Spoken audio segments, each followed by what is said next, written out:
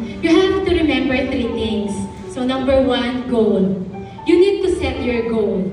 Pag pumasok ka dito sa Sun Life, kailangan meron kang goal. Kapag wala kang goal, wala kang plano, wala kang direksyon. So kailangan, di ba tayo, at least in a month, makapag-submit tayo ng 3 lives and 55,000 AC. So if you do this consistently, malamang medallion qualifier ka at magiging on track ka for being Macaulay qualifier. Number 2, progress. You need to monitor your progress. You need to track your numbers. Very important yan. Kailangan alam mo kung nasan ka na. Kailangan alam mo kung ilang lives ka na, AC, at yung persistency mo.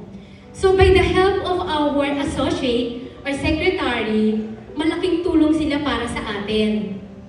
Para ma-update yung ating numbers.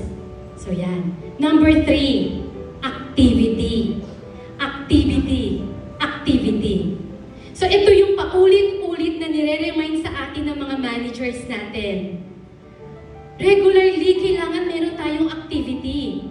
Sa mga full-time advisors, your 8 to 5, gawin nyo itong full-time job nyo. Kailangan everyday meron tayong kinakausap, everyday meron tayong tinatawagan. Kailangan i-instill natin sa mind natin na kulang ang araw natin kapag wala tayong nakausap. Para naman sa mga part-time advisors natin, na alam ko dito sa Sherman is marami. So kailangan lang natin 2 to 3 hours per day.